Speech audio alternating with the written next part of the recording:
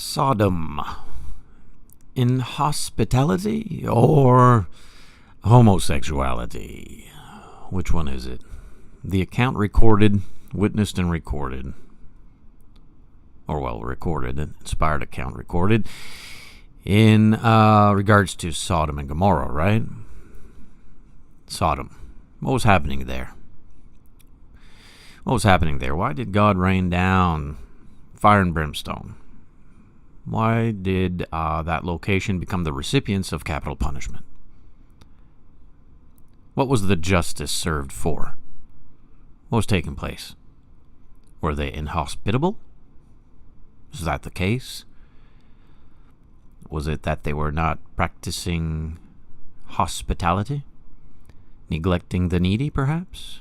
Is that what was taking place? Is that the purpose? Is that the sole focus purpose there? Is that numero uno in God's book in regards to the destruction of Sodom? We want to know. We want to be honest. It takes honesty, transparency, genuine decency in our hearts as honest students of the text to understand truly what is in God's mind, His nature, His justice, uprightness, and faith, His wisdom, His insight, His commands, judgments, and things like that. So we're going to read an article from our dear friends over at apologeticspress.org. And the article, of course, is going to, as always, point us towards the Scriptures, rightly handled Scriptures, as we are commanded to practice. Rightly handle the Scriptures. In illustration form, what that simply means is we make the verses fit as they ought to. It's a puzzle piece, puzzle box, whole bunch of puzzle pieces. You put the puzzle pieces on the table. You have to put the proper puzzle pieces together to see the image at the end, right? We understand that format, that formula. If you start to fit or seek to fit pieces that don't fit, you're going to have a problem. The image is not going to be clear. It's going to be distorted, misguided, deceiving.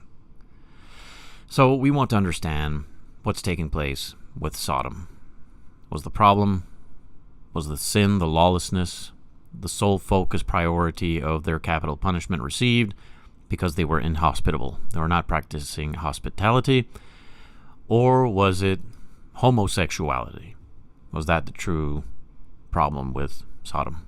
I'm going to read that. That's what we're going to do. I'm going to read about that. Stefan Maillet with you. AddedSouls.ca is my website. I labor alongside the East Coast, churchofchrist.ca. And we are Tuesday, aren't we? Yeah, we're Tuesday, 8 a.m. Atlantic Daylight Time. We go live Tuesdays, Wednesdays, and Thursdays. Tuesdays, Wednesdays, and Thursdays, 8 a.m. Atlantic Daylight Time. We stream live on my Facebook page, Added Souls, on my personal YouTube channel, Stefan Maillet, and on my Rumble channel, Added Souls, and then I upload the session to my Substack profile, which launches the audio portion to iTunes, Spotify, Amazon, Google, all kinds of platforms there. So it's good to have you tuning in. I know many are not up and early at this time here in this time zone. I know many check it out under the archived portion of our sessions. All good. You are appreciated. You are loved. Good to have you. Okay? Let's put the article here up on the screen for those who are watching the video portion of this session. Sodom, the title of the article from our friends over at apologeticspress.org. Sodom, inhospitality or homosexuality? Homosexuality. And let's be clear in definition here what homosexuality is, because in today's current culture, in its season of lawless lunacy, they're going to call sexual deviancies as love, when reality, true tangible evidence, facts, stuff like that, reveal it to be lust more so, and a worldly lust, a flesh-driven endeavor, right? So we have to understand that homosexuality, and I speak these things in its very mechanical,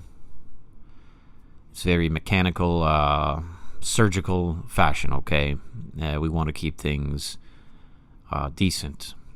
But the fact is, just like heterosexuality is a male and a female having sexual intercourse. We understand that. That's what that is. You go to the doctor, that's what they're going to say, okay, that kind of stuff. Homosexuality is a man having anal sexual intercourse with another man, what is now so commonly called gay, right? Pride. And is that really what was the issue that caused judgment upon Sodom? Was it the fact that men having anal sexual intercourse with other men brought forth the judgment, or was it inhospitality? Was it just that people weren't being hospitable to the needy or things like that? We want to understand that fact. And I know some, of course, also would argue that, no, it had to do, the problem was rape, the forceful removal of one's free will in sexual deviancy, that's what they say was, some would say that was the problem. That's why God destroyed Sodom, is because they were practicing rape. And they would say it's not that a man having anal sexual intercourse with another man was the problem at all. That's not a problem. The problem was that they were that rape was involved, and that was the problem. But in a great many pockets of argument, most would say, or on that persuasion, to the persuasion of the left, of course, they would say it was inhospitality, the problem. So we're going to read this article together and just kind of reason, have conversation, and we'll see where it goes. What do you guys think? Okay. Sodom, Inhospitality, or Homosexuality, written by our dear friend Dave Miller over at apologeticspress.org. I call them friends out of sheer sound material they provide and the utility therein of their site. I don't think I've ever met Dave personally. I've met a few in the staff there over at Apologetics Press. I didn't meet them personally. They're kind men, no doubt. And I've been utilizing their website for many years, many years, and have found their material to be very sound, very sound.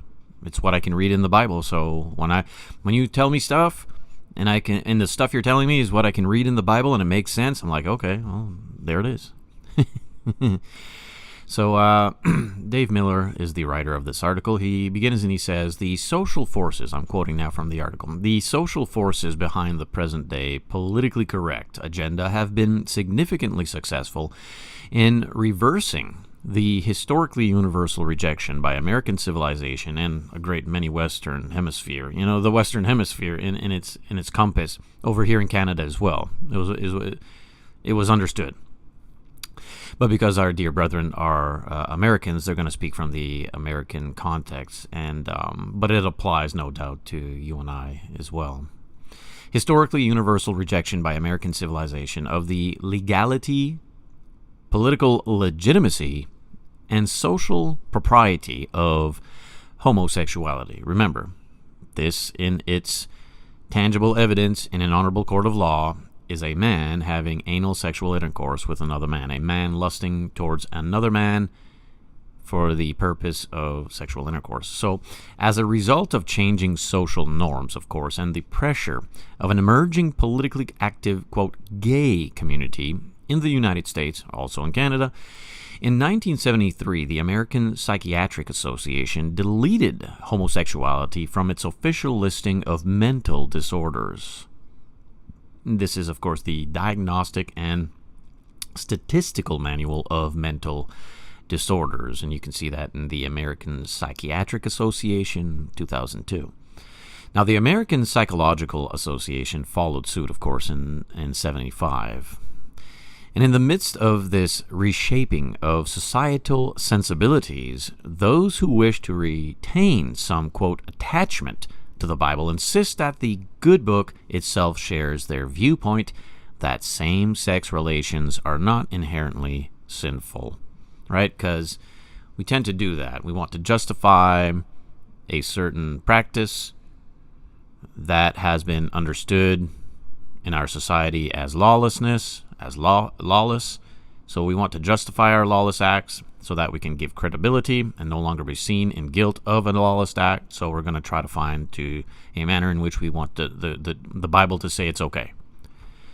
I mean, that's the entire purpose of religious error out there, the ocean of all sorts of religious misguidance and deception. It's basically we're creating the Bible in our own image so that it's permissible for us, or we give ourselves credibility and justification to continue to practice whatever it is we want to practice. That would be known as lawlessness.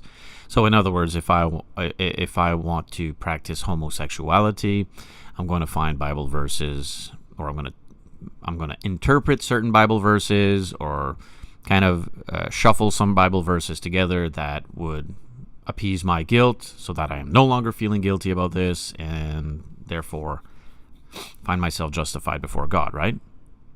We do that for everything. Most certainly, the most prominent in the top 5 reasons is sexual immorality, for sure. Adulterers do this all the time. Sadly, many Christians, they'll twist the scriptures to have them permissible to adultery. They do this all the time. They try to call it marriage, but it's unlawful and it's adultery. But in certain cases, okay, not in broad brush, but in certain cases, they do that for fornication, adultery, and obviously homosexuality. And so, yeah, that's a thing they do. They want to give themselves the delusion that the Bible is on their side. So therefore, when they meet God, it's okay, it's cool. Well, I don't know if that works that way, right? I don't think that's how this works. They argue that the Bible, in fact, approves of homosexuality. Remember that the mind of God and his nature approves of a man having anal sexual intercourse with another man. Okay, that's what they claim the Bible says. That's why some will go as far as to saying, Jesus and the apostles were homosexual men and stuff like that. So they argue that the Bible, in fact, approves homosexuality in the same way and to the same extent that it approves of heterosexuality. Well, in order to sustain this treatment of Scripture, of course, several passages have been reinterpreted and given new explanations. Obviously, that needs to happen. One classic passage that has received a revisionist interpretation is the account of the destruction of the cities of Sodom and Gomorrah. This, of course, recorded in Genesis 19 in the Old Testament. Now, you and I, we no longer are submissive to the Old Testament. You and I live under the conditions of the New Testament, the age and era of the Messiah. You and I live in the Christian dispensation of our time, which is the last days, the end days, if you will. It's the last dispensation of time. When Christ ascended to the right hand of the Father, all things accomplished, death, burial, resurrection, witness, and ascension, his kingdom established. Therein the era of Christendom, the last age, the last dispensation of time for humanity, okay? But in Genesis 19, this was in a different testament and age. That doesn't mean it's not inspired. That doesn't mean we don't believe it. We learn from it, as Paul would instruct us in the New Testament. You keep reading and believing. You keep reading, learning, and believing in the Old Testament words recorded, because it gives us insight into the spiritual nature of God's mind and purpose, and it also reveals man's function, those who followed God faithfully and those who didn't, the recipients of blessing or the recipients of curse. So it's wise of us to learn from Genesis 19, correct? Of course.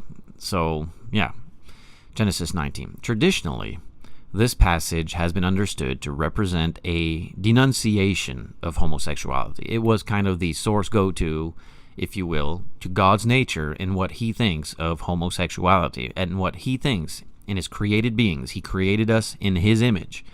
He understands us in the most intrinsic detail, the engineering of it all, its biological function, everything, okay? From the conscience to the function of our vessels, all of it. And it was understood quite universally that the mind of God did not permit a male, to lust after and activate or fall into the temptation of his lust towards the same sex. In other words, having anal sexual intercourse with another man and various other sexual activities with man on man or woman on woman, understood to be and known to be homosexuality. Now, today we have all sorts of various descriptors, LGBTQ plus, and there's various other letters in that movement, in that community of pride, and it all simply just means, if you feel it's so complicated, they've complicated it, but it truly, everything, all of it just means one thing: homosexuality. That's the tree. The tree is homosexuality. Various branches: lesbianism, transgenderism, all of those things, whatever that. Though, I mean, it's created from the mind of man in his deviation, okay, his perversions, but it all just means homosexuality.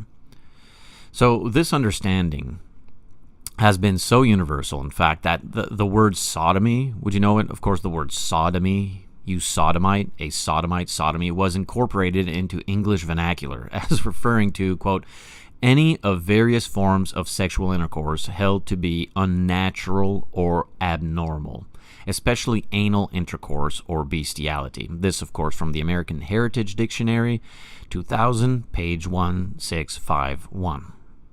Yeah, I mean, because the function of the conscience and the great I Am's creation is for the complement of male and female, biological spheres, two vessels coming together as one. I mean, the humorous portion of the cinematic portion there, remember, with Arnold Schwarzenegger and that child in his innocence, little boys have penises and girls have vaginas. Well, that's, yeah, wow. You've lost something as a society. You've lost something. Like, you can measure the amount of departure a society has experienced when we no longer can discern basic human biology. That's a problem. That's a problem. And when those who can't even discern basic human biology, the lawless lunacy of the left, if you will, that it's even so more tragic that these have systematically, quite cunningly, made themselves to hijack nation leadership. They are in control of the facets of power. What do you mean? Well, government, corporations, academic institutions, curriculum, faculties, entertainment industry, movies, music, gaming, sports, media, social, cable, news. They've pretty much devoured every facet of it, and that was possible because, well, we got bored with Christianity and its principles and its values.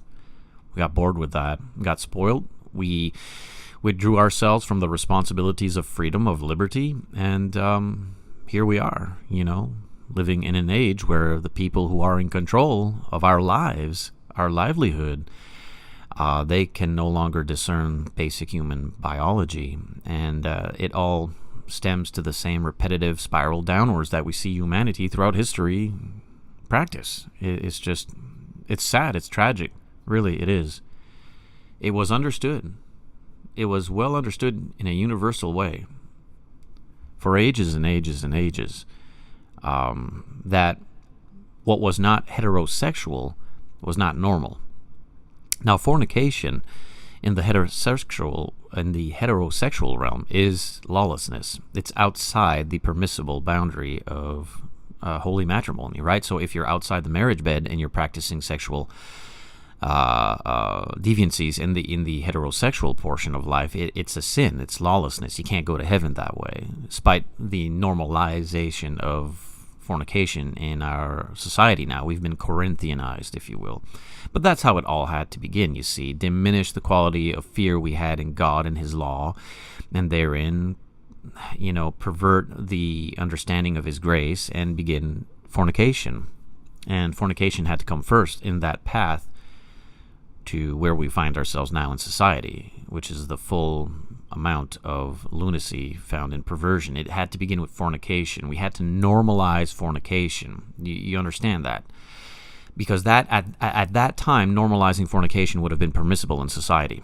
Having lost the gem and passion of Christian values, diminished it not lost it, but diminished it, diminished the values and principles of Christendom, and with that, the vulnerability in the wall was apparent, and the devils, of course, they saw that opportunity. They're not going to miss no rest for the wicked, man. They don't sleep. So they saw that vulnerability in us, and they said, let's normalize fornication. They're ready for this now in society, in America and Canada. They're ready for this. Let's do this. Now, has fornication always been around? Well, of course. But it was not a publicly promoted or accepted. It was seen as shameful. Even when I was growing up, it was seen shameful. It's not something you would publicly speak out with pride. It just wasn't. It was lawlessness, and it was not right, but you still did it. Well, it was wrong. It was sinful. So it began very, the honey drip method. Let's boil the frog, from cold water to piping hot water. So let's get in there with fornication, and they did, and we normalized it to the point in which now, fornication is not even. You tell people fornicating is a sin, they'll be like, "What? What do you mean?"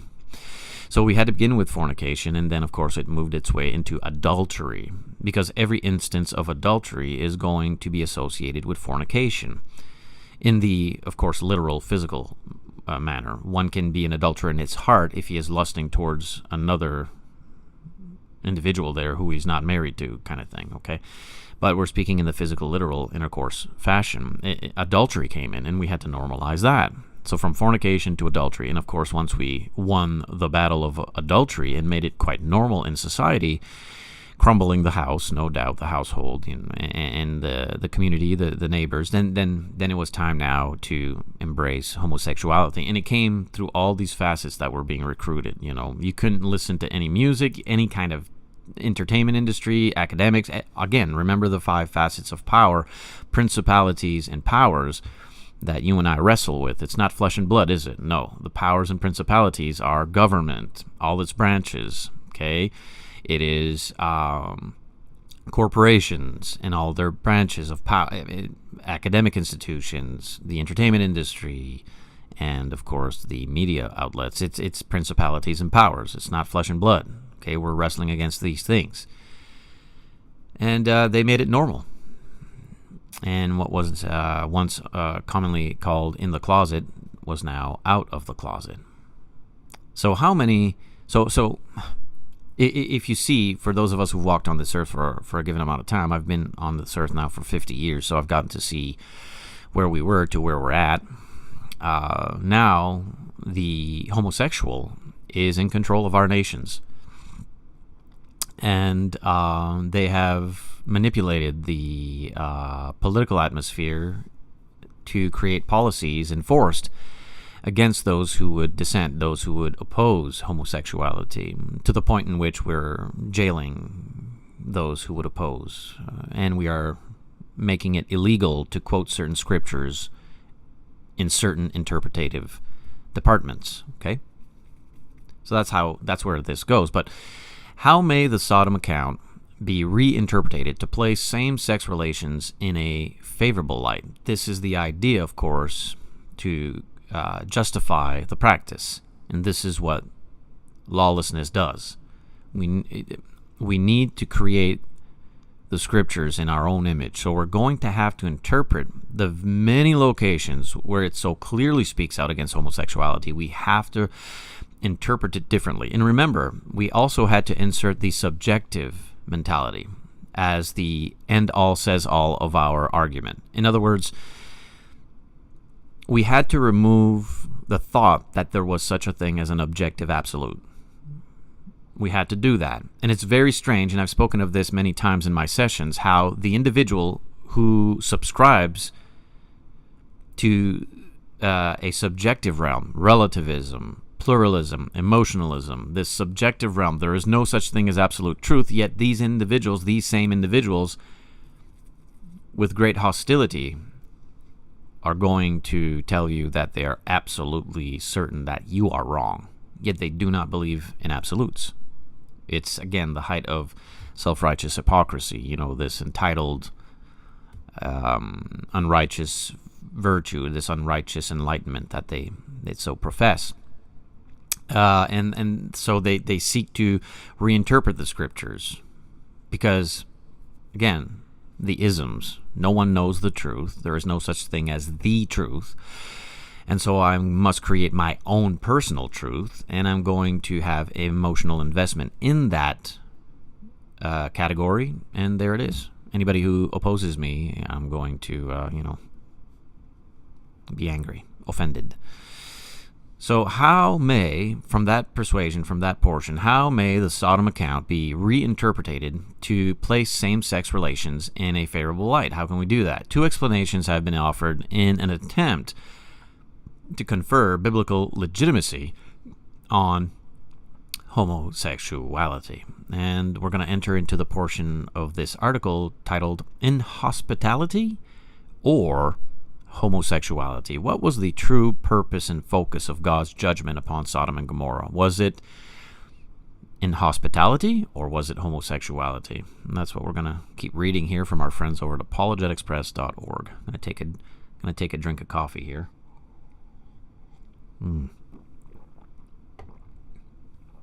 All right. The article says, and I read, the first claim maintains that the men of Sodom were guilty simply of inhospitality. That was the crime, that was the sin, that's why God rained fire and brimstone. Well, the text says that the men of Sodom insisted on Lot bringing the angelic visitors out to them. And of course, this is where the disorder of the liberal mind would seek to say, well, that was speaking specifically of rape and not just the loving act of a man having anal sexual intercourse with another man, which they've normalized in our society now, or forced it down our throats pretty accurately. So the text that the men of Sodom instead insisted on Lot bringing the angelic visitors out to them, quote, that we may know them, in Genesis 19:5. Now, it is suggested that, quote, know refers to their intention to meet, greet, get to know, or become acquainted with the visitors. However, contextual indicators exclude the feasibility of this interpretation. They just do. Again, in an honorable court of law, it just is what it is. It's reality. And it just so happens to, set us free from the bondage of a lie. So first, the Hebrew verb translated as, quote, know, yada, does indeed possess a wide range of meanings, including, quote, to get to know, to become acquainted. Now, for the most part, the nuances of the Hebrew verb parallel the corresponding English verb. However, Hebrew, in common with other ancient languages, also used, quote, know, as a euphemism for sexual intercourse. Genesis chapter 4, verse 1, 19, verse 8. And a bit of an excursion here, and I've said this numerous times. There are many words in the Bible that can only properly be interpreted within its context. In one location, it may mean a certain thing, yet the same word in another chapter means a whole different thing. Okay, just off the top of my head, the word wine. You'll read the word wine, oinos. You'll read the word wine in variants of oinos. Well, is he speaking of an intoxicant? Is he speaking of liquor, if you will, or is he speaking of grape juice, fruit of the vine? Well, the context determines the context of the verse, the chapter determines if that word wine is speaking of an intoxicant, a liquor, or simply just grape juice, or a kind of fruit of the vine. Well, the same with the word works, work. Paul, speaking to the brethren in Ephesus, chapter 2, spoke of works in relation, context, to their ordinances, Jewish ordinances and commands, okay? Law. That they are not to believe themselves saved by that, but rather by the grace of God, by the grace of Christ in its context. Well, the same word, work, is found also in James chapter 2. In Ephesians chapter 2, it seems as if Paul is putting the word works in the negative. But yet in James chapter 2, it seems as if the word works is revealed in the positive. Faith without works, right? You need works in your faith. Speaking of benevolence. Well, it's the same word, but it's a different interpretation. It's a different context. Do we understand that? So it's the same with the word know, K-N-O-W, in Genesis. Now, other Semitic euphemisms similarly used include, quote, lie with in 2 Samuel 11:4, quote, uncover the nakedness of in Leviticus 18, quote, go in unto in Genesis 16:2 and 38:2, and, quote, touch in Genesis 20 verse 6 and Proverbs 6:29 and 1 Corinthians 7:1. This, of course, for scriptural evidence in a tangible or in an honorable court of law. Ancient languages that shared this figurative use of, quote, know included Egyptian, Akkadian, and Ugaritic. I don't know if I'm pronouncing that properly, but yeah. As well as Syriac, Arabic, Ethiopic, and Greek. Okay? Utilizing that very euphemism, if you will. Or when Hebrew scholars define, quote, know, as used in Genesis 19:5, they use terminology like, quote, sexual perversion, quote, homosexual intercourse, quote, crimes against nature. Second, if, quote, know means simply, quote, to get acquainted, why does the Bible repeatedly use forms of the word, quote, wicked to refer to the actions of the Sodomites? Like, why would that be an association if it was just simple hospitality sorts? Like, if it was just simply, hey, we just want to come in and get to know you, we just want to hang out, and then they say no, and it's like, oh, God's angry now because they did not permit the homosexual man to come into the house to have a cup of tea and have a conversation, to get to know them. You know, it had nothing to do with forcing their sexual intercourse upon them or anything like that. Well, then why in every location in which Sodom is mentioned, it's also referred to with wickedness? And of course, the lawlessness or the lunacy of lawlessness would say, well, it's because they did not practice hospitality. Really? Is that really the case? You know? So, if know means simply to get acquainted, why does the Bible repeatedly use forms of the word wicked to refer to the actions of the Sodomites? Lot pleaded, quote, do not do so, quote, wickedly, in Genesis 19:7. Wickedly. Moses, by inspiration, already had given God's assessment, quote, but the men of Sodom were exceedingly wicked and sinful against the Lord.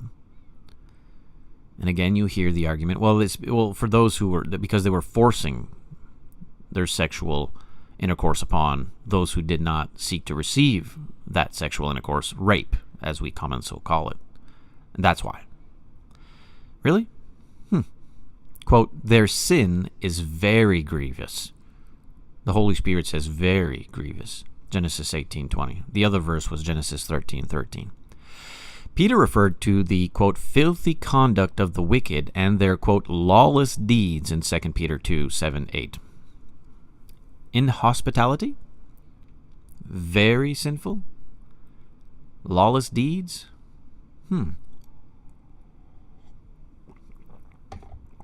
Interesting.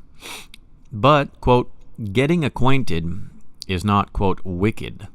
In fact, if the men of Sodom were nothing more than a group of friendly, civic-minded neighbors who sought to make the visitors welcome to their city, God surely would have commended them, not condemned them. I mean, that is, of course, if we permit ourselves the access to the faculty of our thoughts and minds and the honest, genuine, independent faith that we ought to have. So third, in the article from our dear friends over at apologeticpress.org. Third, it says, if no simply means, quote, to get to know, right, just to be friends here, why did Lot offer his daughters to the men? Like, why would he do that? Which, by the way, was a quite foolish thing to do. Just because he did that doesn't make it right. The inspired book does record things from people who do foolish things. Like, I mean, why would you? I would never do that. Like, what kind of a father is he? You want to offer your daughter to men who have anal sexual intercourse with other men? Like, well, fast forward thousands and thousands and thousands of years to now America and Canada, and we give our children to them. Let alone our daughters, we give our children to them. Here's my kids. Teach them, raise them, pervert them. Why did Lot offer his daughters to the men? He would not have offered his daughters for the purpose of the men, quote, getting to know or becoming acquainted with them. Okay, the daughters already were residents of Sodom and thus would have been known to the men. Lot was offering his daughters to the men as sexual alternatives. A moment of desperation, a foolish decision, a lack of insight and discernment. Have sex with my daughter instead of forcing anal sexual intercourse on these men here. What a messed up what a messed up situation, really. Lot said, quote, I have 2 daughters who have not known a man. They're virgins. They're pure. They've not had any sexual intercourse. Genesis 19:8. Known, quote, known is another reference to sexual intercourse. That's it. No, it isn't. Okay. You keep believing that. Go ahead. But it is, though. That's a fact. So Lot referred to their sexual status for the very reason that these men were interested in sexual impropriety. That's it. As astonishing and objectionable to us as it may seem for a father to sacrifice his own daughters in such a fashion, it verifies the fact that the unnatural lust of homosexuality was considered far more repugnant than even illicit heterosexuality. You understand that? There's a measurement here. Sin is sin. Yeah, all sin will separate you from God, no doubt. But there is a difference in consequence, in aggression, in hostility upon this earth. It just is a fact. That's why God, who set forth law, is not going to take the 13-year-old kid who stole a pack of gum at the corner store and have him capitally punished in front of everyone or put him in jail for 25 years. Now, there will be a consequence. He did practice lawlessness. He stole from the corner store as a 13-year-old. There needs to be some kind of discipline here. There's a consequence to that, but it's not going to be capital punishment. He's not going to face the firing squad. He's not going to be hung. Okay? But yet, the individual, the mid-40s individual who participates in anal sexual intercourse with the same sex objective, now abusing children or practicing red rum, is quite the different consequence, isn't there? I can't stand it when just these... I have a difficult... It's challenging. It's difficult. It's frustrating when those who so call themselves our brothers or believers seek to defend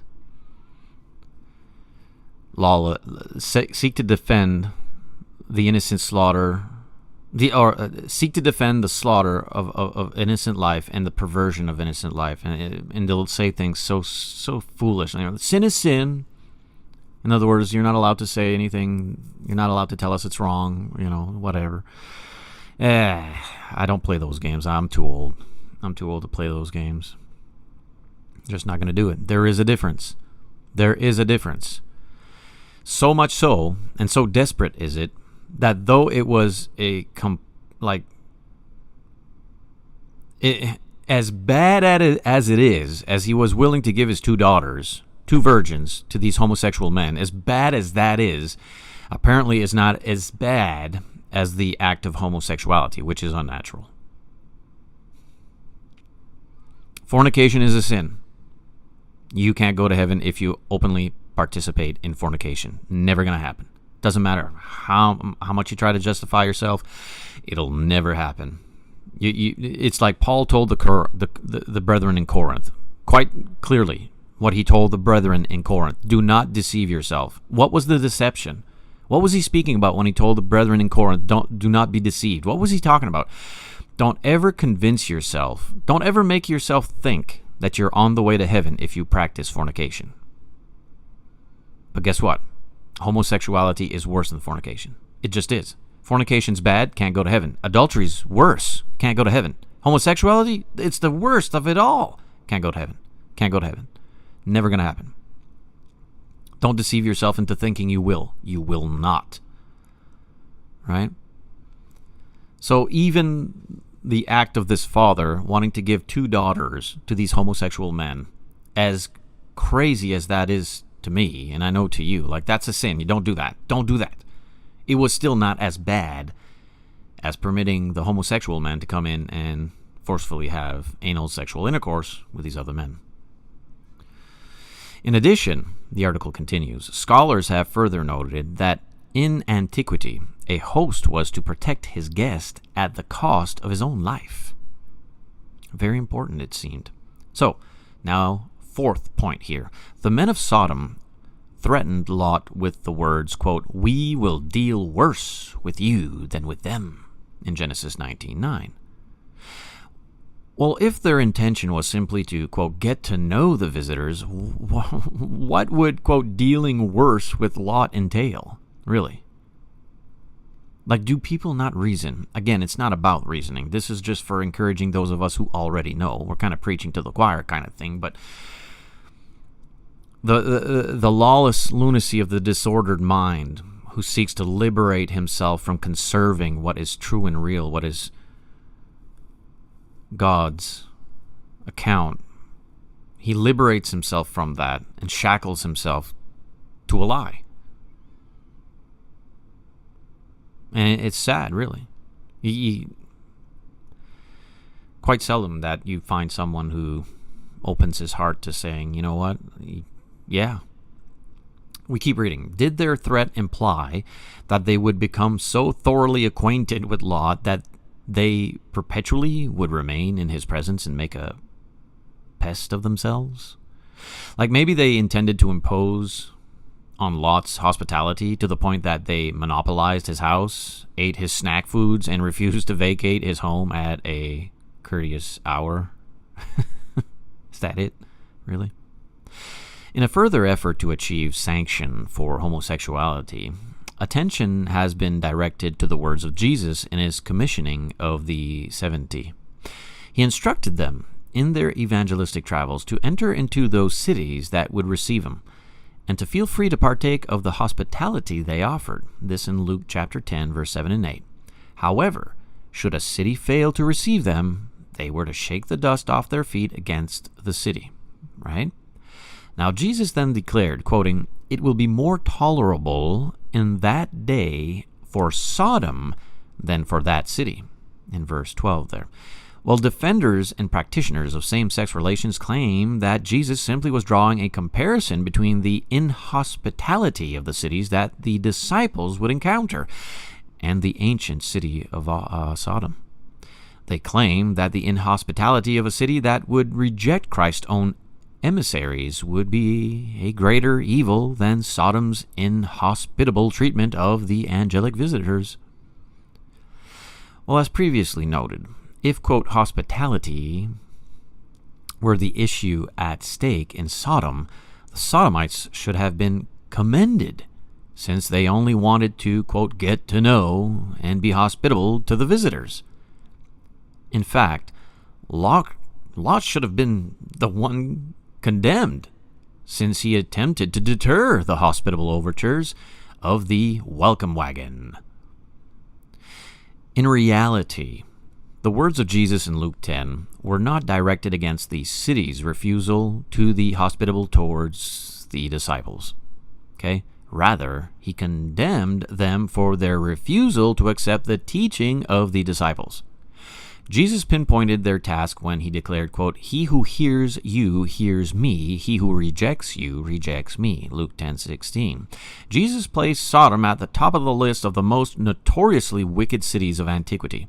He stressed the fact that as the New Testament era was about to explode into history, and Palestinian peoples were soon to be the recipients of the greatest message ever divulged to the world, to reject Christ and the gospel would be a far greater offense than what the most wicked city in human history ever did.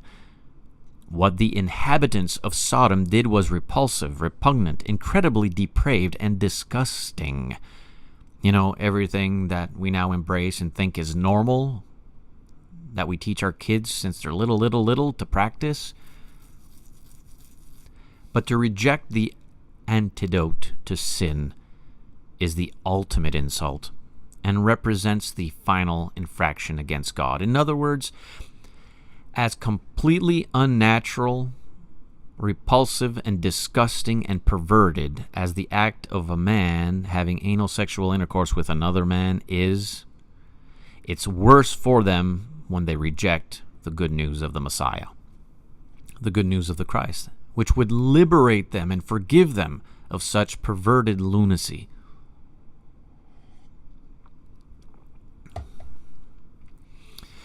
Yet another argument, marshaled in an effort to justify homosexuality, concerns the allusions in the prophets to Sodom. Isaiah 3:9, Jeremiah 23:14, and Ezekiel 16:49 all referred to the sinfulness of Sodom, but none explicitly mentioned homosexuality as the problem. In fact, Ezekiel pinpointed the specific sins of pride, fullness of food, and abundance of idleness, and Sodom's unwillingness to aid the poor and needy. And of course, that is not diminished here in the account, by the way. In response, we would suggest that we hardly should be surprised that a city that was guilty of sexual perversion likewise would be guilty of additional violations of God's will. Just look at the system and its pattern in every society collapsed at the burden of homosexual pride. Of course, it bears fruit. As a matter of fact, Isaiah did not specify a particular sin, but merely noted how brazen and open the Sodomites were with their sin. Quote, "The look on their countenance witnesses against them, and they declare their sin as Sodom. They do not hide it." Now, they're prideful. They're proud of it. Have you looked around? I saw one of our quote-unquote pride festivals a few months ago, or when was it now? No, a few weeks ago. Men who think themselves women showing themselves erect, naked, before children, whose parents were cheering the quote-unquote pride. Now, if I go outside naked and erect, they're going to call the cops on me. The cops are going to come get me. They're going to put me in jail. Unless I paint myself with various colors and it's a certain month of the year.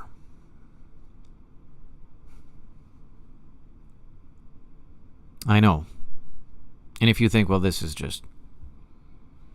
can't be right. Your children are hearing this, and they're not hearing it through the lens of decency, by the way.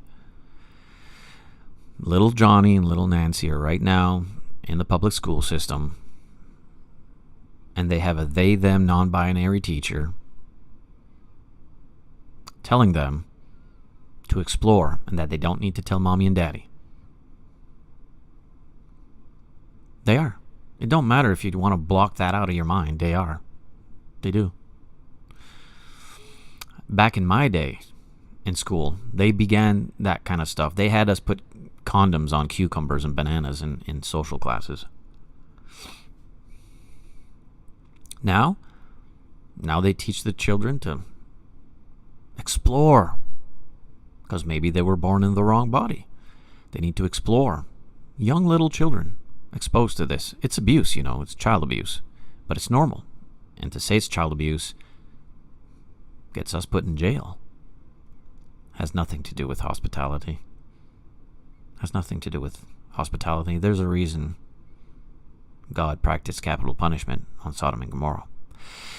The article continues. Interestingly, this depiction is very apropos of the, quote, in-your-face attitude of those who seek to advance the homosexual agenda in our day. They're militant. They scream, they yell, they're violent. Not all. I know, and that's well, not everyone. Well, no, not everyone. Well, let me tell you that. Let me share this one with you. Not every atheist is a brazen, murderous lunatic. Not every atheist. But atheism has no law against brazen red rum. It just doesn't. It's permissible. You can practice red rum.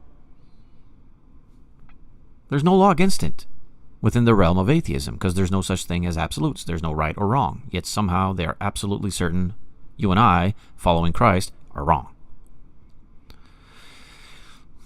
So yeah, not every single individual who practices homosexuality is a militant individual seeking to force his sexual perversion down our throats. But the movement he's part of, the community he is part of, certainly does. And guess what? It's worked. They've screamed themselves all the way into power. You can't reason with them. They're violent. Jeremiah made essentially the same point in his comparison between Judah and Sodom when he wrote, quote, "No one turns back from his wickedness." He, too, was noting the blatant, unbending, determined intention to proceed with their sin. They're going to do it. They're prideful of it. They don't feel any remorse. It's like those crazy women who wear these shirts. You know, I've had 128 abortions, and they're proud of it. Let's keep slaughtering innocent human life. They gain ground by corrupting the narrative. Let's not call a man having sexual anal intercourse with another man. Let's not call that perversion or homosexuality or lust or anything. Let's call it love. There we go. See, we fixed it.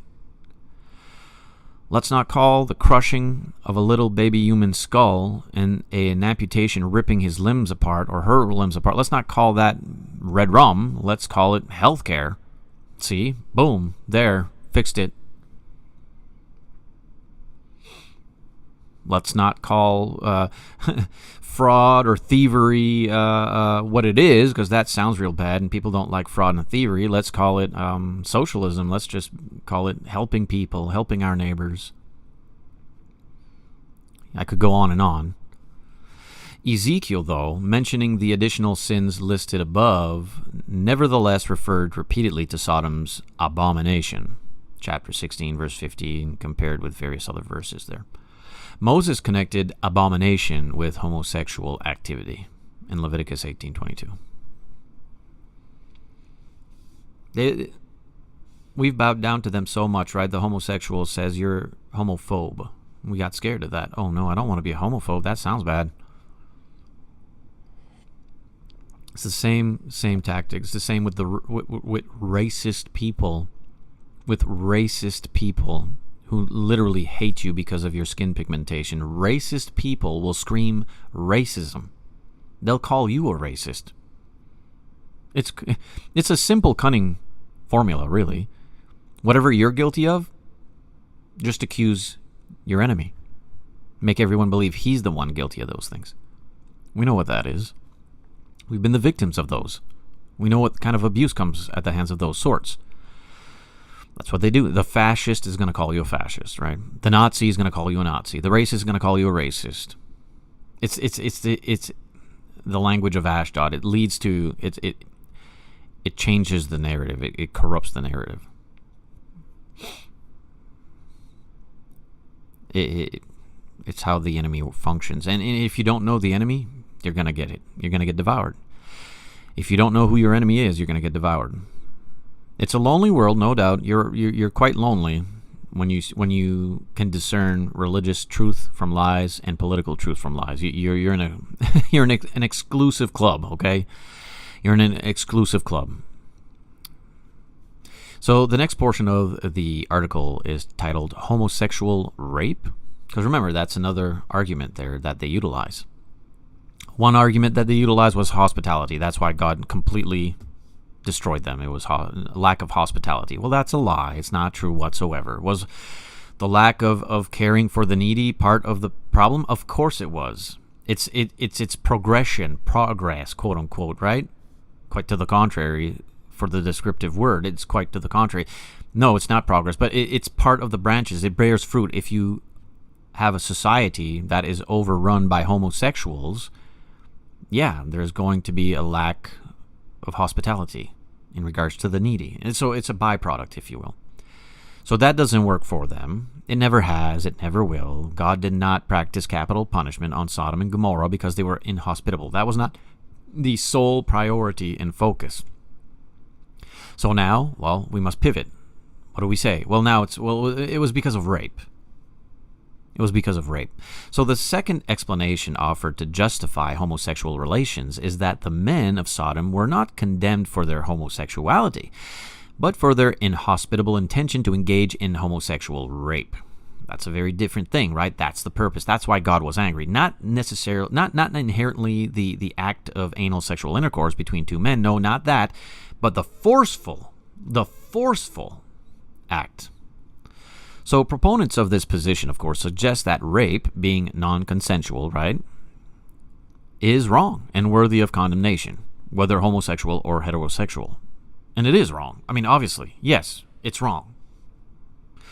However, this extension of the inhospitality quibble is likewise contextually indefensible. It just is. It won't hold any weight in an honorable court of law. It has no tangible evidence to hold. So first, if gang rape were the issue, if that was the thing, why did Lot offer his daughters in exchange for the visitors? Rape my daughters? Really? Yeah, just rape my daughters. Rape would have been at stake in both cases. You do understand that. Lot's offer of his daughters indicated his concern over gender and same-sex relations. Second, the men of Sodom were declared wicked and guilty of, quote, very grievous sins, right? Very grievous sin. Before the visitors ever came to town, Genesis 18:20. The problem was identified there before they even came to town. Third, Jude quenched, is that how you pronounce that? Quenched, the matter, okay? Jude quenched the matter in his allusion to the sin of Sodom. He said that Sodom and her sister cities had, quote, given themselves over to sexual immorality and gone after strange flesh, Jude 7. It's not normal. It's not heterosexual. It's not normal. It's not blessed with the biological complement of an outie and an innie. You know, you want to plug it in the wall, the light will turn on, okay? Quote, given themselves over to sexual immorality is a translation of the compound word ekporneosai, or whatever how that's pronounced, but you can hear the word porn in there, right? Which combines the verb pornueo, to commit illicit sexual intercourse, with the preposition ek, out of. The attachment of the prepositional prefix indicates intensification. In other words, that the men of Sodom possessed, quote, a lust that gluts itself. They are gluttons for this sexual depravity, okay? Their sexual appetites had been permitted to take them beyond the range of normal sexual activity. The idea of force or coercion is not inherent in the word. Quote, strange refers to, quote, one not of the same nature, form, class, or kind, and so pertains to the indulgence of passions that are contrary to nature. It's not natural, it's not normal, and there's a reason we look at them, we say they're weird. We're not talking about decent weird, you know. We're talking about a strange and weird that is not decent, that is corrupted, that is perverted, unnatural, a departure from the laws of nature in the impurities practiced.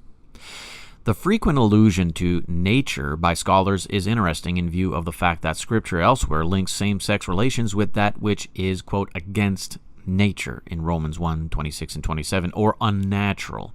In other words, out of harmony with the original arrangement of God's mind. He created us in His image with a function, both male and female. An example, Genesis 1:27, chapter 2:22, Matthew 19:4, 5, and 6.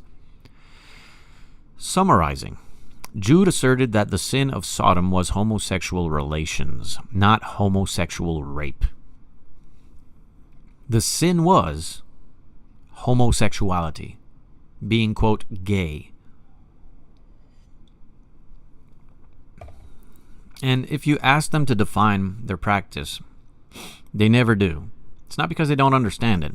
It's because obviously they can't admit to it, because it would be defeat. And they don't accept defeat. They must scream their way into power. They have. Now they have all power. What does it mean to be gay? Well, love. Well, I love my father. Am I gay? Well, no. Okay. What does it mean to be gay? What does it mean to be gay? What are we proud of here? Why do we need to have a month, though let's be quite transparent here, it's more than a month. We deal with it. It's shoved down our throat from January 1st all the way to December, whatever last day, okay? What does it mean to be gay? Well, it means love. Well, I love my father. Am I gay? No. Well, okay, what does it mean to be gay? It's a man whose mind has been corrupted by unnatural perversions, seeking to and practicing anal sexual intercourse with another man. Now, that is not a sin that has ever tempted me. I'm not saying I'm better than the next one. I have my own demons. We all do. Quote-unquote demons, temptations, if you will, scars. But what's happening here? Be real with it. That's what that is.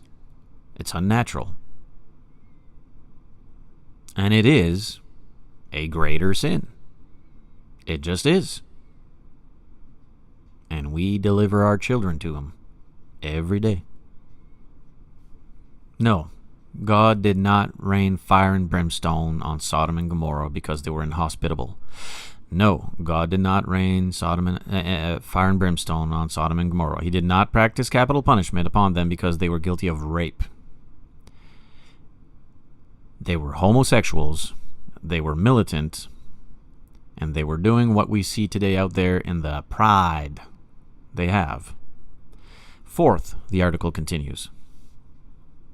Homosexuality itself is condemned in Scripture. It just is. It don't matter how you try to rewrite the book. It just is.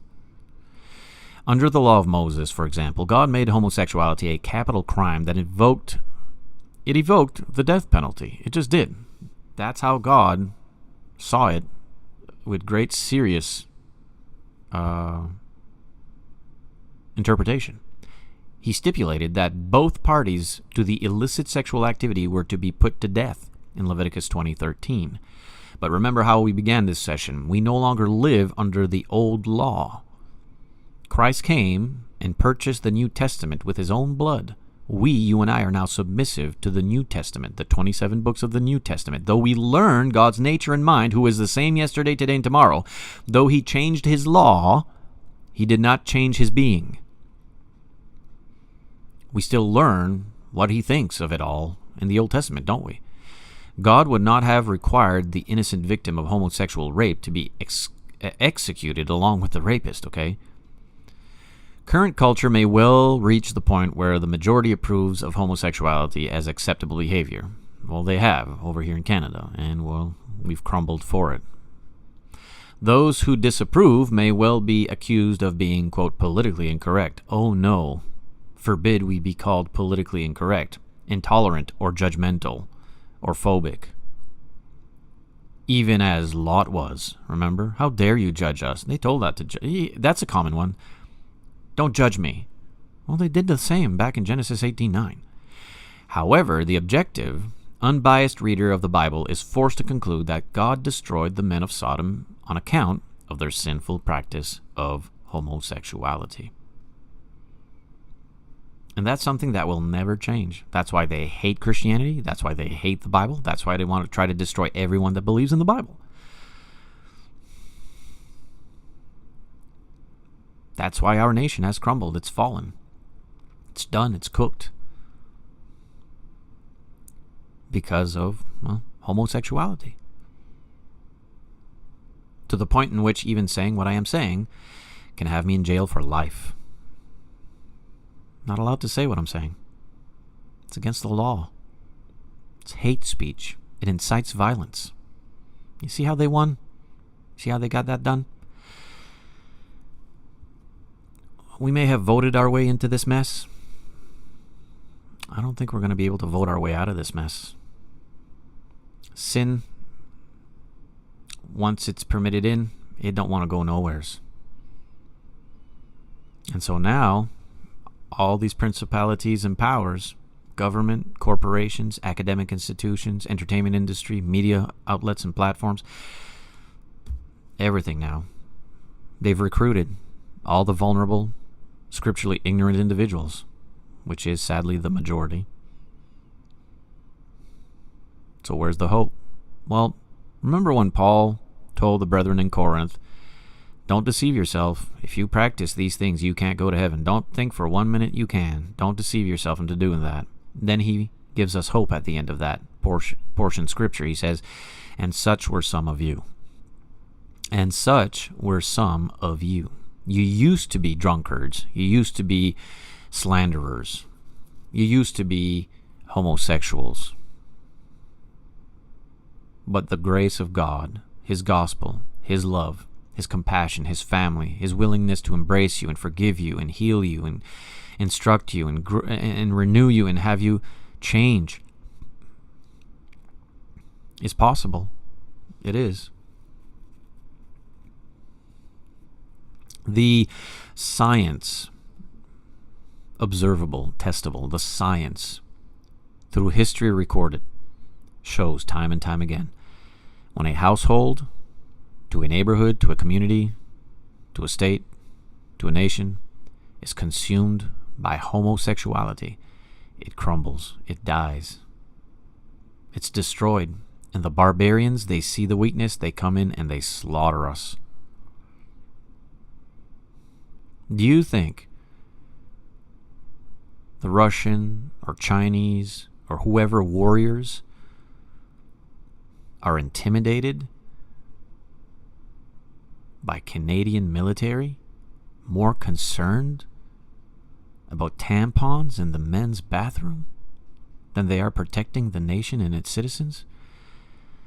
Stop smoking crack. Wake up. The only thing protecting us at this very moment is the American administration. But you can't convince these individuals who have believed a lie.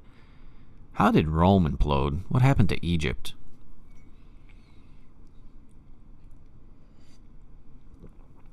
Homosexuality is a sin. And it's one of those sins that's so protected at this current time. Like, no, that's not the only sin. Sin is sin. How dare you? When do you speak out against fornication? All the time. All the time. Fornication is a sin. Adultery is a sin. Homosexuality is a sin. There's no such thing as a child born in the wrong body. There's no such thing as transgender. It's all homosexuality. I'm not speaking any violence, though they now describe this as violent. It's not. Maybe it's because they've not seen violent. I don't know what it is, but it's not violence. It's words. I want to keep being a homosexual. Okay, then. But you think it's wrong. I do. Well, that's violent towards me. No, it isn't. Well, you need to be put in jail and extinguished. Well, that's going to be a problem. You don't want to believe Christianity? You don't want to believe the Bible? Okay, move on. No. I've been very kind. I have homosexual family. I've had homosexual neighbors. It If you'd speak to the homosexuals that have been in my life, they'll tell you they did not feel in any way that I was being violent towards them. Quite to the contrary. I gave them gifts. I would cook them food. I'd be very kind to them. But that don't mean I think it's right. Matter of fact, we know it's not. And I'm not going to be meant to feel it's normal. It isn't. And no, you're not going to have access to my children. And no, you ought not have access to any powers. You ought not to be leading this country. Not at all. How can... No. You don't have access to my children. You don't have access to... No way. So we need to fight back. We'd much prefer having conversation in word. We'd much rather do that. But if you come with unrighteous violence, we will. We will. There's no other way around this. If you come at us with unrighteous violence, we will have to utilize in defense righteous violence. We don't want to do that.